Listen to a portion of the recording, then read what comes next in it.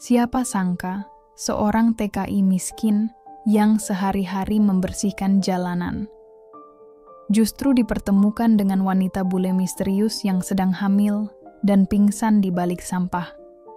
Keputusan sederhana untuk menolong ternyata membuka jalan takdir yang mengubah hidupnya setelahnya. Inilah kisah nyata. Dari tempat sampah menuju cahaya takdir. Sebelum kisah ini dimulai, saya mohon keikhlasan teman-teman untuk subscribe dan like. Saya doakan Anda semua sehat, panjang umur, dan dilancarkan rezekinya. Mari kita mulai ceritanya. Pagi itu, langit masih gelap ketika langkah Fandi sudah menyusuri gang sempit di belakang restoran-restoran elit kawasan Pearl Residence. Bau amis dari sisa makanan bercampur embun pagi menusuk hidung, tapi bagi Fandi, semua itu sudah jadi rutinitas. Dengan rompi kerja lusuh dan sarung tangan plastik yang sudah robek di ujung jari, ia mendorong tong-tong sampah menuju tempat penampungan sementara. Saat hendak mengayunkan tong terakhir ke dalam bak pengangkut, tiba-tiba telinganya menangkap suara lirih. Samar, seperti rintihan. Fandi terhenti. Ia memicingkan mata, mencoba mencari sumber suara itu. Jantungnya berdegup lebih kencang saat ia mendekat ke tumpukan kardus basah di belakang kontainer. Perlahan, dengan ragu, ia menyibakkan kardus dan kantong plastik hitam. Sekejap tubuhnya membeku. Di balik tumpukan itu, tergeletak seorang perempuan bule berambut pirang kusut. Tubuhnya gemetar, wajahnya penuh luka, dan yang paling mengejutkan, perutnya membesar, seolah sedang hamil tua. Ya Allah, desis Fandi lirih. Panik dan bingung, ia menoleh kanan kiri memastikan tak ada yang melihat. Logikanya berkata, jangan ikut campur, tapi hatinya menolak. Ia tak mungkin meninggalkan perempuan itu begitu saja. Dengan susah payah, Fandi menarik tubuh perempuan itu keluar dari kontainer. Kulitnya pucat, bibirnya kering, suaranya hanya lirih, campuran bahasa asing dan erangan lemah. Fandi ingin menelpon seseorang, tapi ia teringat. Ponselnya tak punya pulsa, apalagi internet. Pilihannya hanya dua, membiarkan perempuan itu atau menolong dengan risiko kehilangan pekerjaan. Keputusan diambil. Dengan tergopoh-gopoh, Fandi menggendong tubuh perempuan asing itu. Ia berlari sejauh 3 blok menuju sebuah klinik kecil yang sering jadi tujuan pekerja migran.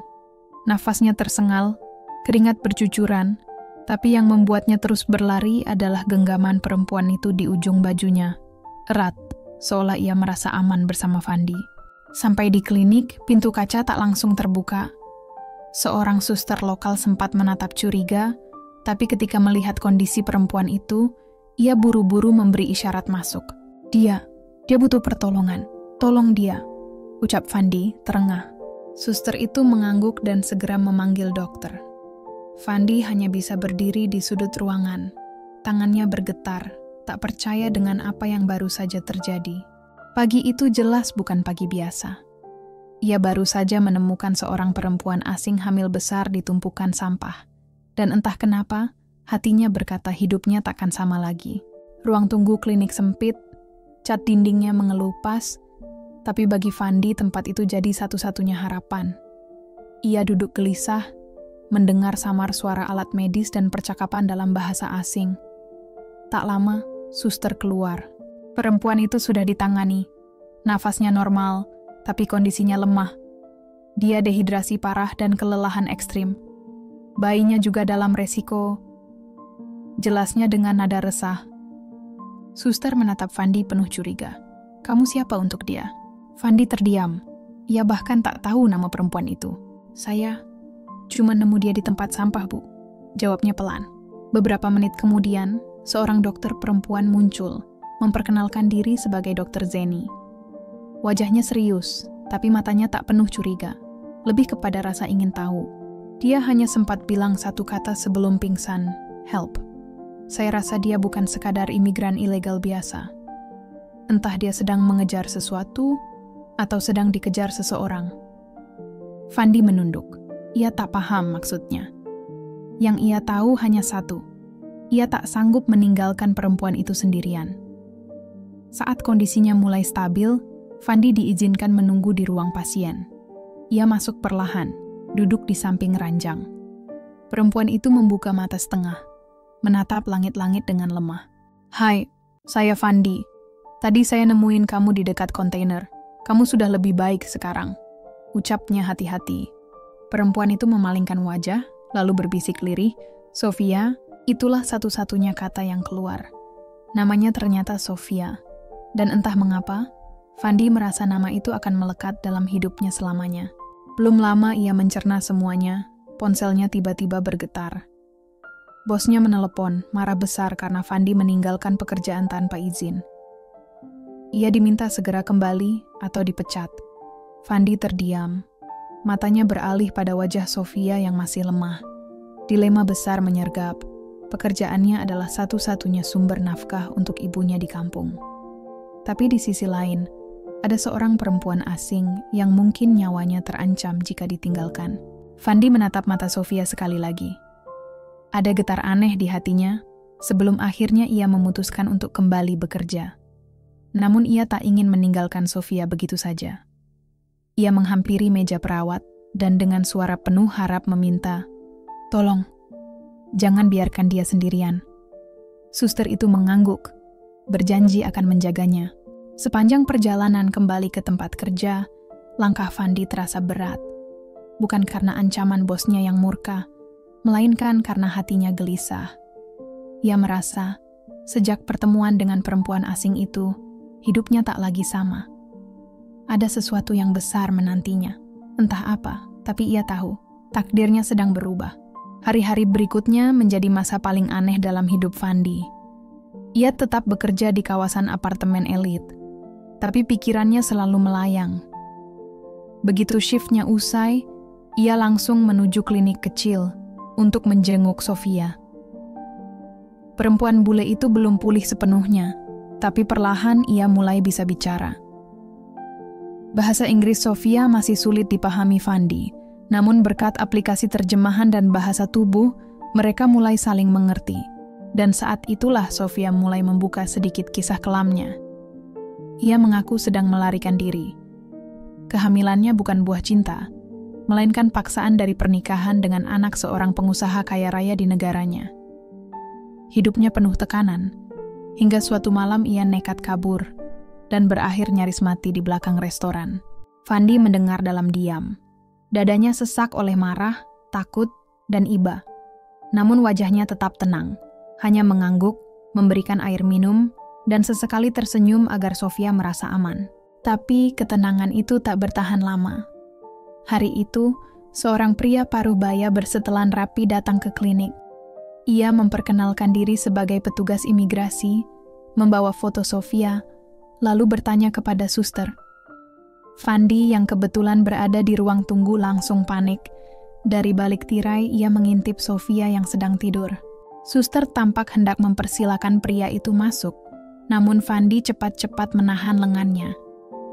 Dengan suara lirih ia memohon, "Please, dia dalam bahaya. Jangan biarkan dia tahu Sofia ada di sini." Suster itu ragu. Tapi saat teringat luka-luka di tubuh Sofia, ia menghela napas lalu berkata pada pria tersebut bahwa pasien itu sudah dipindahkan. Begitu pria itu pergi, Fandi bergegas masuk ke ruang Sofia, menutup pintu rapat dan mendekat dengan wajah tegang. "Sofia, someone came looking for you," ucapnya Pelin. Wajah Sofia langsung pucat.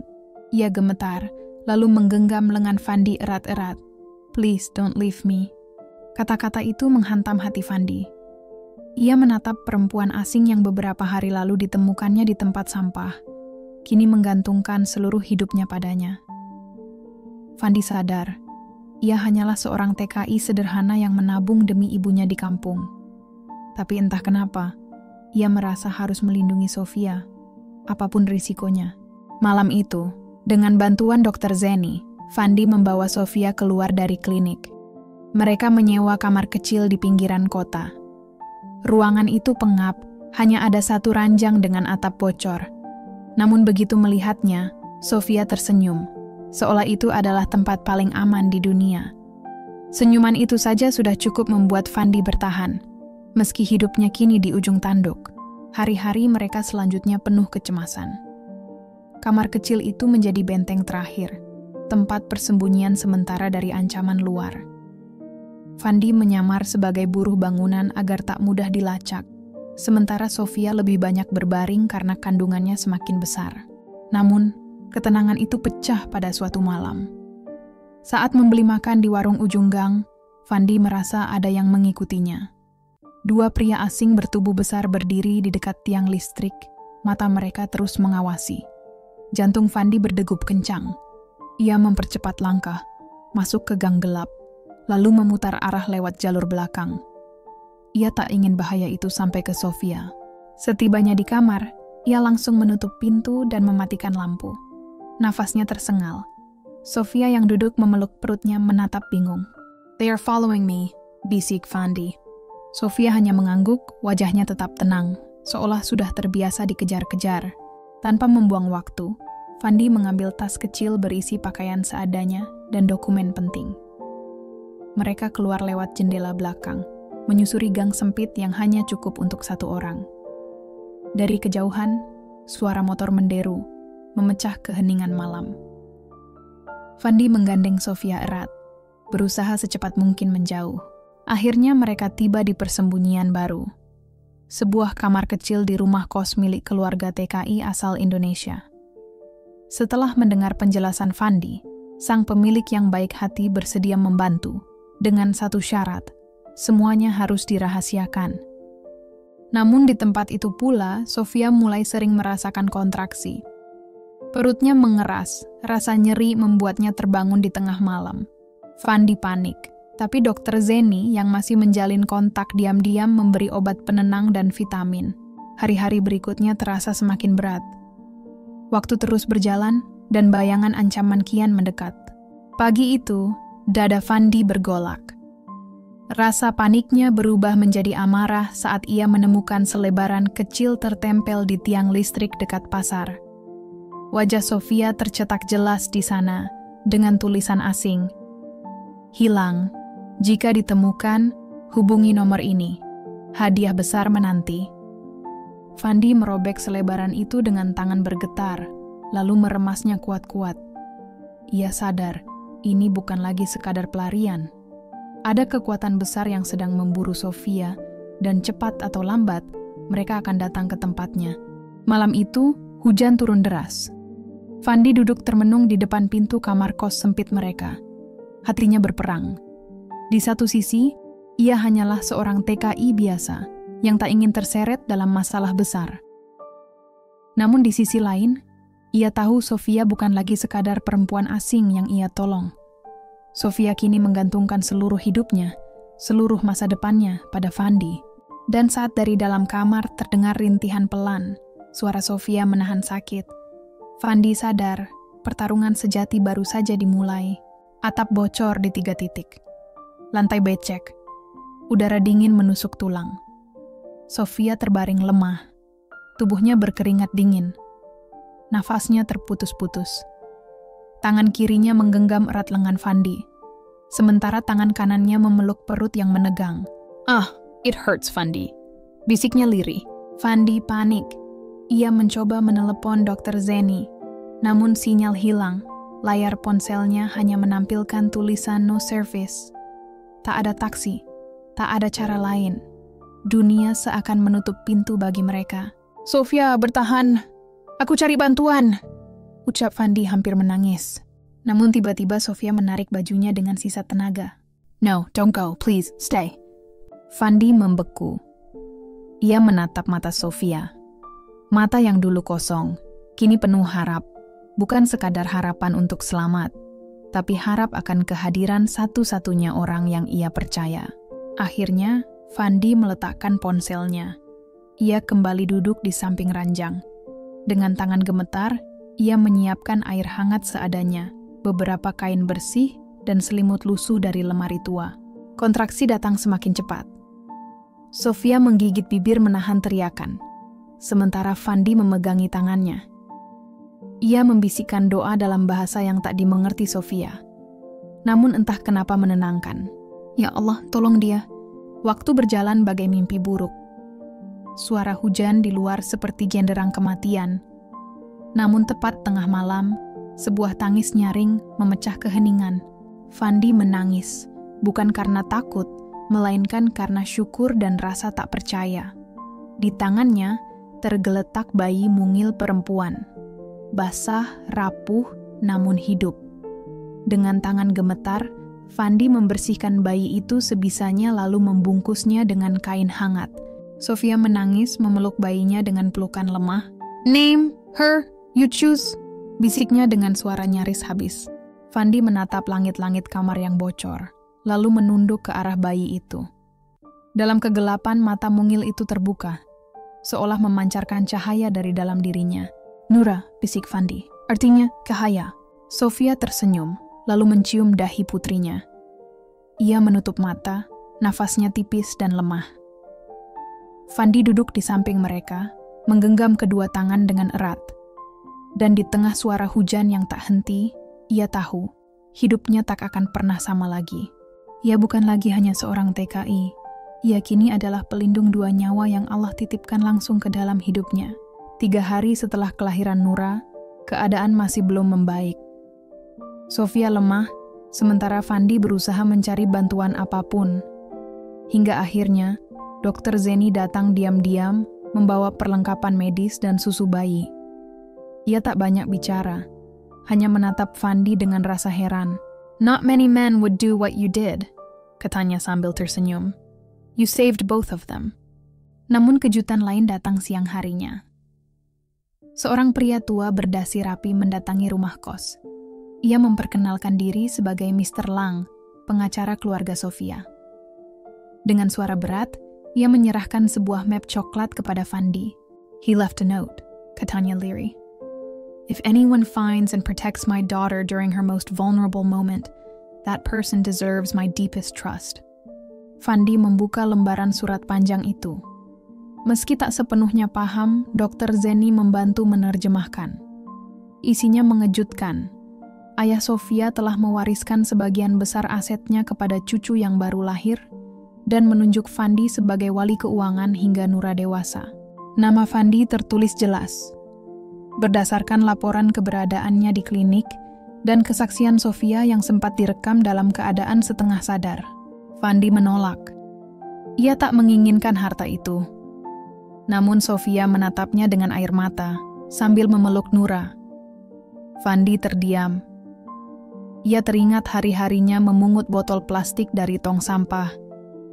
Dan kini, Allah menuliskan takdir yang tak masuk akal. Hari-hari berlalu. Fandi kini tinggal di rumah kecil yang aman bersama Sofia dan Nura. Hidupnya sederhana, tetap rendah hati, tetap menyebut nama Allah dalam setiap langkahnya. Tapi satu hal sudah berubah. Ia bukan lagi sekadar pembersih jalanan. Ia kini adalah simbol harapan.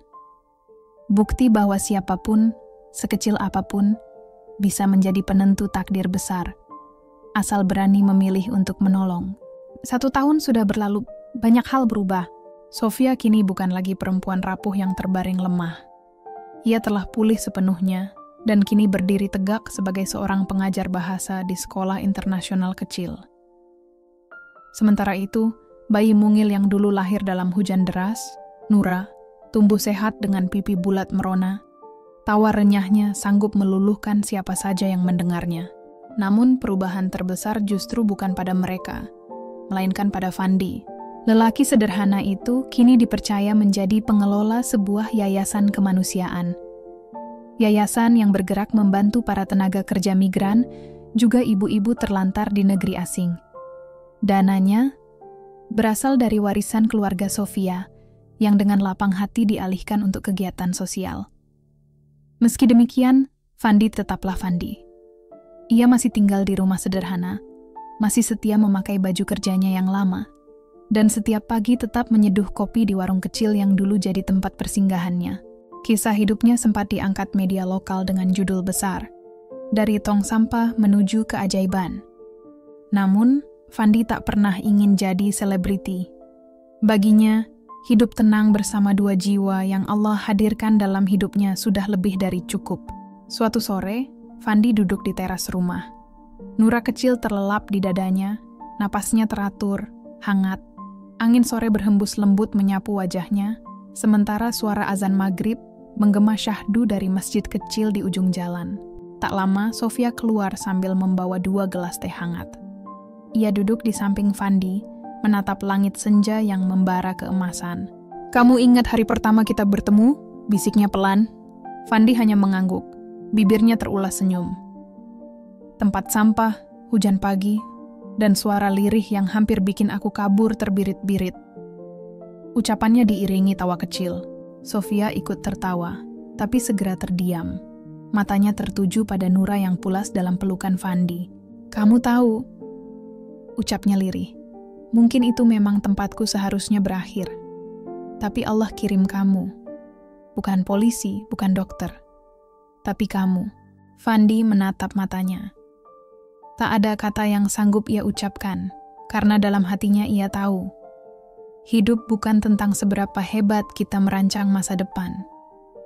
Hidup adalah tentang kesiapan. Seberapa berani kita menjawab ketika takdir mengetuk pintu. Malam itu, seperti biasa, Fandi duduk di atas sajadah kecilnya. Dari balik jendela kamar, ia memandangi bintang-bintang berkelip di langit malam. Ia bersyukur. Bukan karena kini ia memiliki rumah, yayasan, atau bahkan harta. Ia bersyukur karena di satu titik dalam hidupnya, ia pernah diberi pilihan. Dan pada saat itu, ia memilih untuk tidak menutup mata. Terima kasih kamu sudah menyimak cerita ini. Jangan lupa untuk like video ini, subscribe channel kami, agar tidak ketinggalan cerita menarik lainnya. Sampai jumpa di cerita berikutnya.